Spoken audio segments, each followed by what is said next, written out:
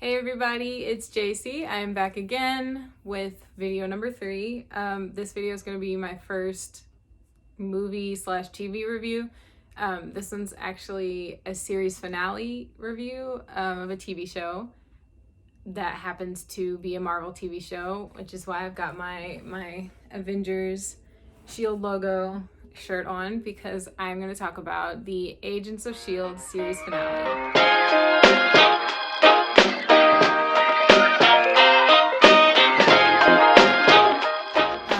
Which was crazy. It was a 2-hour series finale, so it's technically 2 episodes, but I watched it live, so I watched it as the 2-hour series finale. So I'm gonna do both episodes, but I'm gonna spoilers, because I'm gonna talk about the entire season and probably previous seasons. I'll probably bring up stuff from previous seasons too. So yeah, spoilers, big spoilers. I'll probably have a graphic going, spoilers. If you haven't seen it, and if you care, stop watching and go watch the show and then come back. If you don't care, continue watching. It's going to be fun.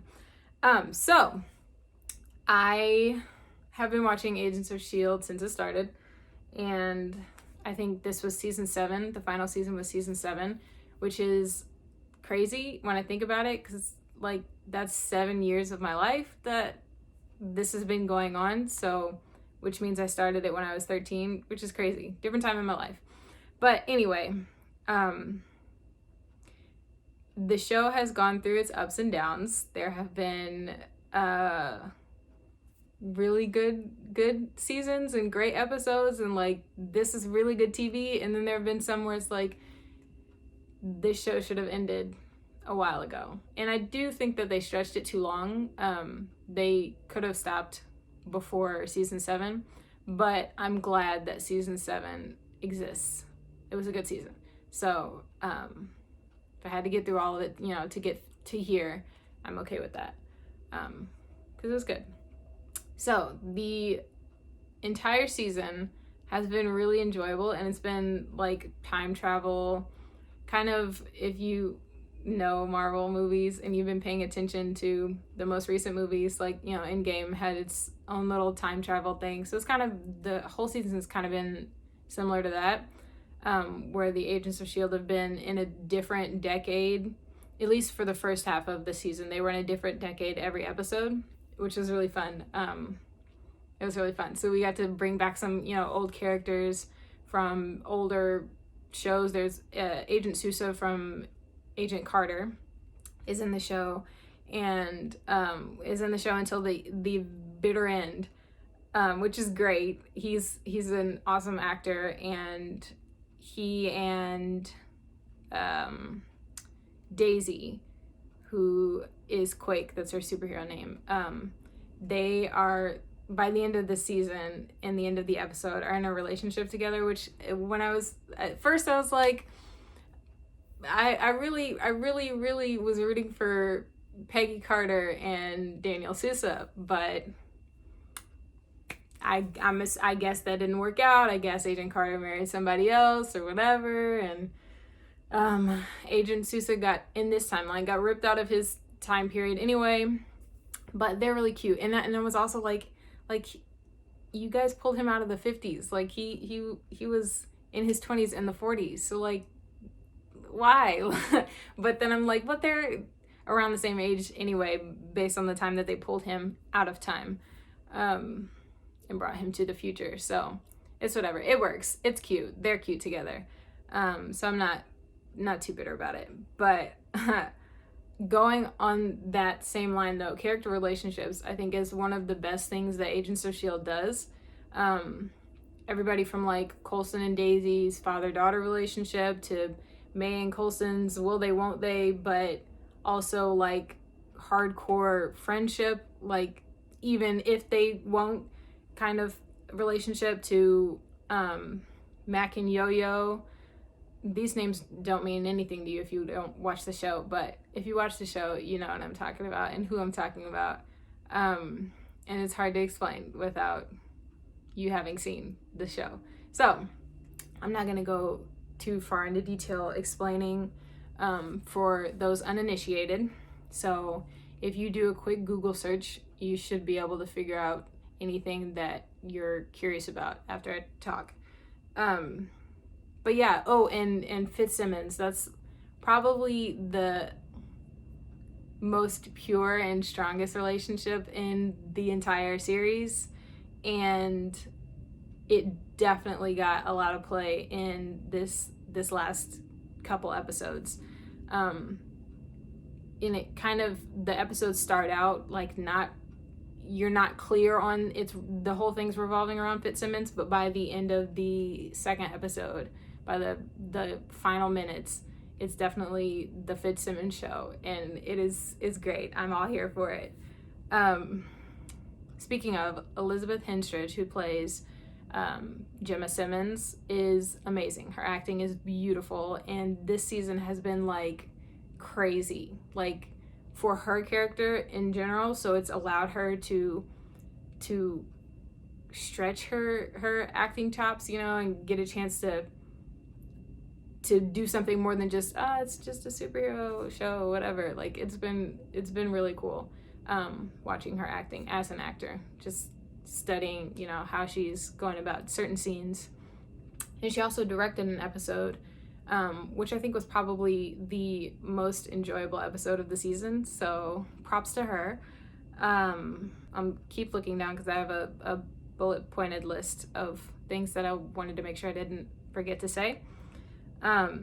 So going into the plot of the last two episodes, it's basically the Chronicoms, which are like robot people, but they're not robots, they're Chronicoms. But it's essentially robot people. They have been chasing the agents of S.H.I.E.L.D. to try and destroy S.H.I.E.L.D.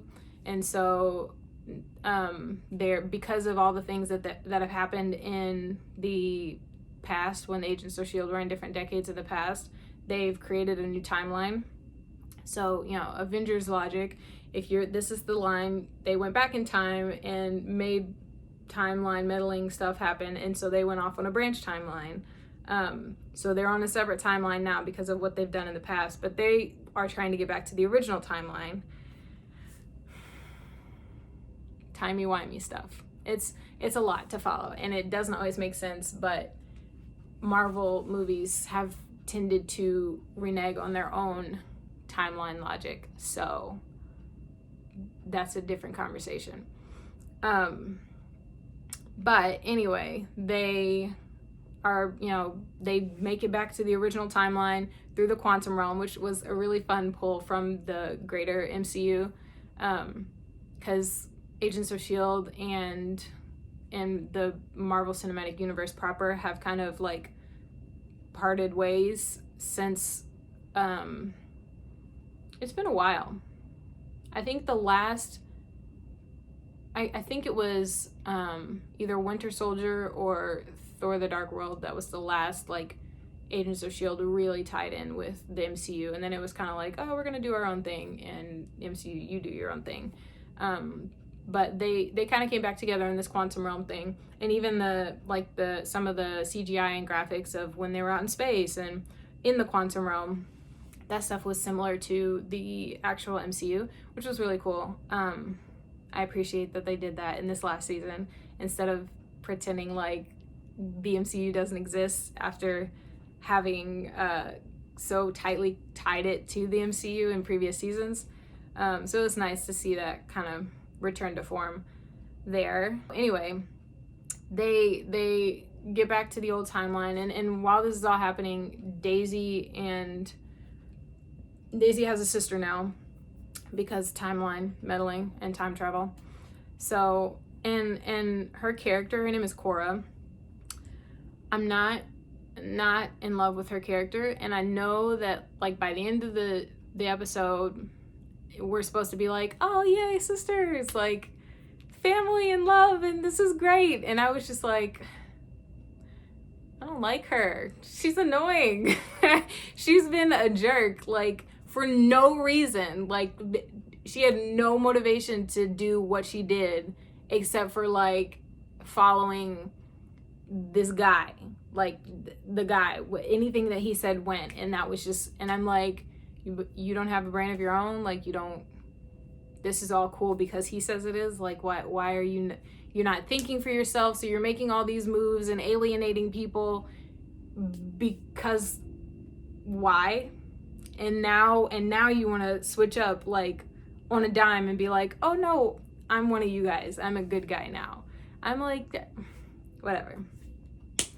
Wasn't a fan of her character all that much. It was great to see more Asian representation in the show, though. There's Agents of S.H.I.E.L.D. has been pretty decent about diversity in terms of, like, you know, gender diversity and cultural and racial diversity. So it's nice, it's fun. But her character was just kind of like, she was the MacGuffin of the show. They just needed her for her power. So I was like, that was kind of useless. You could have figured a way around that. But whatever. They wanted to be like, family and sisters and cool. They mission accomplished. They did it. Wasn't great, but they did it. So also, if you know of Agents of S.H.I.E.L.D., you probably know that the reason the show started is because Agent Coulson died in the Avengers, and fans were like, but bring him back though. And Marvel was like, but he's dead. And fans were like, but bring him back though. So they did. They did in the show, Agents of S.H.I.E.L.D. In Agents of S.H.I.E.L.D., Coulson has died many times, many times, and come back to life. So finally, he died, and it stuck until it didn't. But now he's not alive as like a human. He's an LMD, which is a life model decoy, which is also a robot person. So he's not technically alive, but he is in every way that matters. But they do talk about that, like him being like, oh, I'm a robot and I read code and I can just power down it, you know, I don't sleep. I have an off button, you know, kind of thing. And he's like, I don't know how to deal with this. And I don't know if I really want to be here as a robot. Like, I'd kind of rather just be gone. And it's an interesting existential conversation. I enjoyed watching his arc over this season because it has been a little bit different than in previous seasons. When he's died and come back, it's just kind of been like, oh, that was a close call, but back to business. But now it's kind of like, oh, well, I died, but you brought me back, you know, without his consent, because it's like his brain being uploaded in a robot, essentially. So he's kind of like, he's just going through this really existential crisis. Like, I don't know if I want to be here. And how am I really alive? Because I'm just, you know, wires and code and all this stuff put together, and I can't feel emotions like I used to feel emotions, and everything is just kind of like blah and whatever, and I have to be charged, and, you know, it's just a lot of stuff. But I enjoyed, it was fun seeing Clark Gregg play Coulson in a little bit different way than he has before, which was, you know, it was good. He did good. My camera keeps shaking every time I nod because I'm on my bed and I need to like get a solid surface. Anyway, so, okay, I'm going to talk about one of the fight scenes. Recently, I have been taking martial arts and I really love it and it's great. And so that has kind of gotten me into studying stunt work, and, you know, I pay more attention during fight scenes to how the fight is choreographed, and whether or not there's a bunch of, you know, jump cuts, which tends to mean if there's a bunch of jump cuts in a fight scene, it's generally because the person in the scene is not the actor, and or the actor in the scene doesn't really know what they're doing, so they're cutting to kind of cover that up, which I find fun to kind of, you know, pick apart and try and see what's what. But one of the fight scenes at the end is Daisy and Gideon Malik, Nathaniel Malik. Gideon Malik is Nathaniel Malik's father. Nathaniel Malik is also a result of time travel. He was supposed to have died and didn't because they messed with the timeline. I also think he's a pointless character, but he was a means to an end kind of character, and I hated him every step of the way. And you're supposed to, because he's the bad guy, but like, I hated that he existed like that. They chose to do that with, it's just a lot. I'm like, you could have done this a different way without introducing a character that's like, ooh, it's consequences of time travel, and I'm mad because you killed my dad, but I didn't really like my dad, so like, whatever. Angsty like stuff. I don't need it. I didn't need it. But anyway, he stole Daisy's powers. All this sounds really crazy. Like, I'm listening to myself talk and I'm like, if you don't know what I'm talking about, this sounds really crazy, but whatever. I enjoy it. It's fun. So anyway, they have a superpowered fight because Daisy's an Inhuman and he stole her powers, and he also stole some of Cora's powers. So they have a superpowered fight, whatever. And that fight should not have gone on nearly as long as it did, because I know he's got, and technically he's got more power, but like he doesn't fight. Like, that's not his thing. But Daisy has been fighting for however many seasons, being taught, learning how to fight and whatever. So I'm like, she should have been able to outmaneuver him. She didn't necessarily have to overpower him, but she could have outmaneuvered him and ended the fight way earlier. But she didn't, and she like sacrificed herself. They were fighting in a reactor room, and so she blew up a reactor basically. And so the whole ship, they're on a spaceship, the whole spaceship blows up and she gets shot out into space. A, why didn't she blow up? B, she's out in space, that's death, right? That generally when we think about the vacuum of space and people being out in the vacuum of space, we think they die. That's generally how that goes. No. And it wasn't even like, it was supposed to be an emotional moment. Like, she has this whole thing where he's like, you're not going to be able to make it out of this alive, or you can't kill me without injuring yourself, basically. And she's like, that's the idea. And then like blows up the whole place. So it's basically, she's sacrificing herself. Like, that's the intent. The very next scene, she's brought back to life. Not even, I kid you, there's no space in between. There's no, it's the reactor blows up. You see her flow down into space. They pick her up on the ship and her sister brings her back to life. I'm like, so what was the point? Don't tell me she's going to sacrifice herself if she's not. She didn't sacrifice anything. The plan was for you to grab her and bring her back to life. So there's no, don't like play games with me where you're like, oh, Daisy's gone. It's the series finale, and Daisy's sacrificing herself. Oh wait, no, she didn't. Like, come on.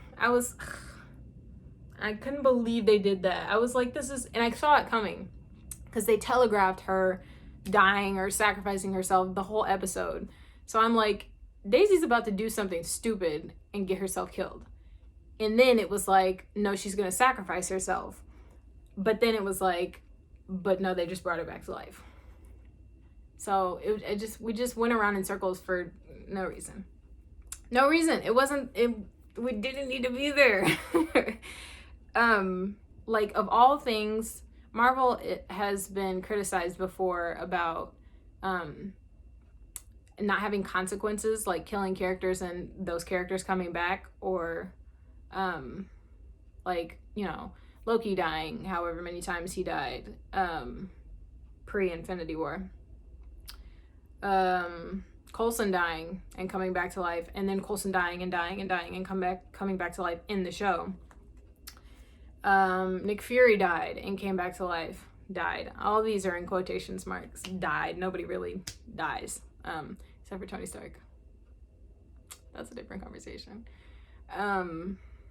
they have been, I feel like, doing a little bit better about that in recent years. But this just felt like it was going back to the same thing where it's like, I'm going to trick you into thinking that somebody died and they really didn't. And it was, I was really disappointed. I was like, you could have left that plot piece out in general. And like I said, the fight shouldn't have even gone that long to begin with. So for me, I was already like, this is stupid. She should already have beaten him. And now for you to be like, oh, but she's going to sacrifice herself to beat him. And then the very next scene to completely erase that sacrifice. I'm like, well, then what was the point? Why? Why did you do it? Why? Anyway, okay, let me see what else. Okay, Fitzsimmons. So, Fitz this season has been MIA. He's been off in space somewhere, and Gemma Simmons has like had an implant in the back of her head so that she forgets where he is, because if she knows where he is, then the Chronicoms can use her to find out where he is, and basically he's the key to the whole thing. If they kill him, it's kind of over. So they bring him back. He was in the original timeline while they're in this new branch timeline. And so they bring him back from the original timeline to this new timeline. And then, so this is the first time he's been in the season physically for like since the first couple episodes or whatever.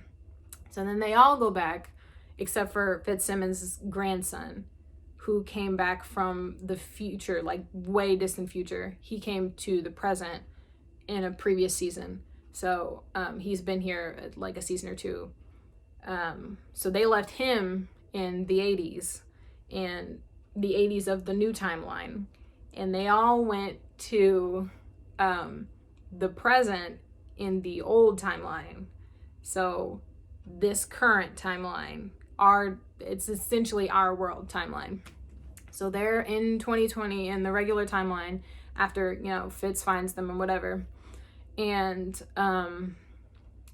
Gemma has forgotten who Fitz is because they took the implant out and the Chronicoms like messed with her brain. Or no, they didn't the Chronicoms put something in her head to disintegrate the implant.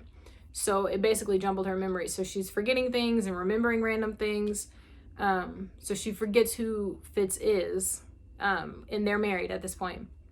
So it's like this kind of, Fitz is like giving her hints and like trying to help her remember things. So we as the audience get hints of like what they were doing while they were gone before Simmons came back and left Fitz in the vacuum of space and had the implant in.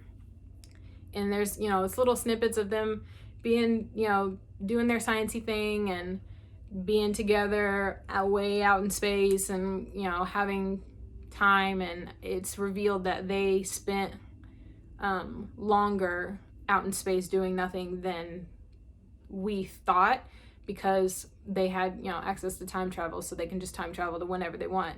So they have unlimited time, basically.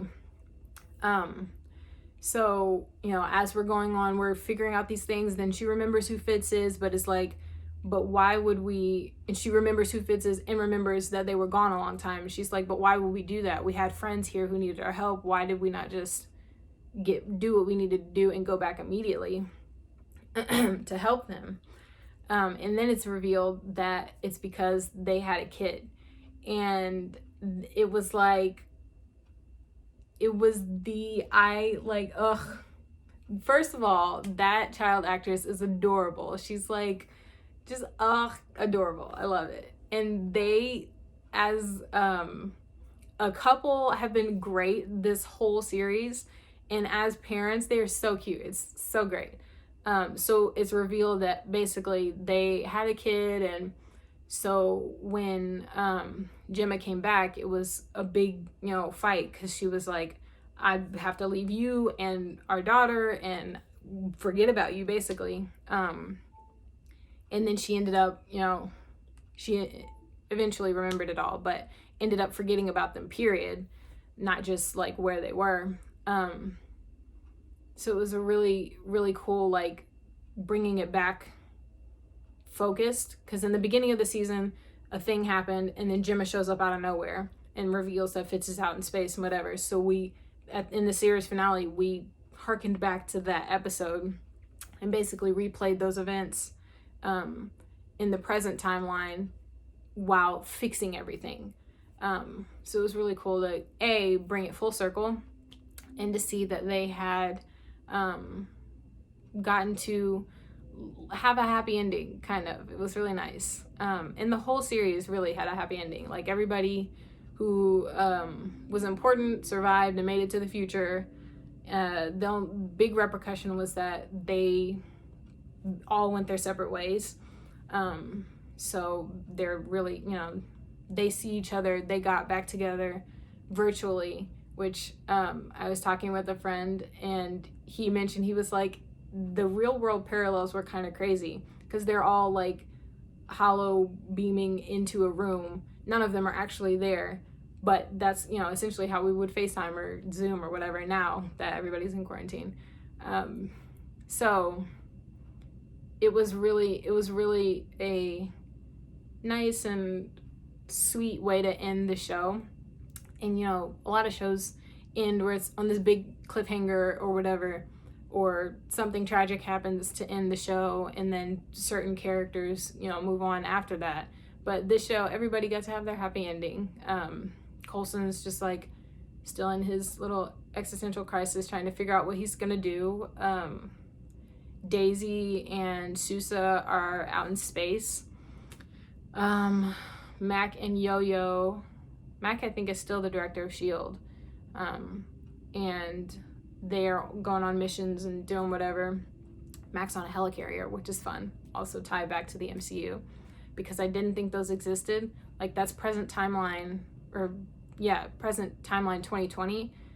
I didn't think that helicarriers were still a thing in the MCU in 2020. But then again, the whole Agents of S.H.I.E.L.D. and Marvel, the cinematic universe, are kind of not together anymore.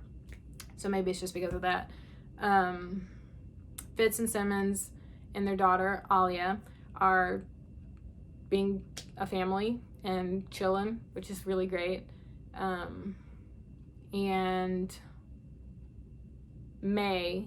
Melinda May is a professor at, they renamed the S.H.I.E.L.D. Academy the Coulson Academy. So she's there teaching, which is really cool. So it was a nice way to like end the series. And so that's my, I guess, series finale review. I was all over the place and rambling. I may or may not do a season review, just kind of like one that's more organized, hopefully, going through the entire season to lay out the story. So that this wrap up actually makes sense. But yeah, thank you for watching. Comment down below what you'd like to see me review in the future. If you have any other movies or TV shows that you want me to watch and review, I'd love to. Any suggestions on my reviews, how to organize, etc. I'm new at this. It's my first recorded review. I give my reviews a lot in person to people, but it ends up people get bored and are like, okay, can we talk about something else now? So I got to say everything that I needed to say in this video. But I can definitely organize it better and tamp down on the rambling. So if you have any suggestions, drop them in the comments. Leave a like, subscribe to my channel, share this video with an Agents of S.H.I.E.L.D. or Marvel friend. Yeah, thank you for watching. My next review will probably be Project Power on Netflix, because I just watched that last night, and I enjoyed it, and I'd like to talk about it. So yeah, thank you for watching. Bye-bye.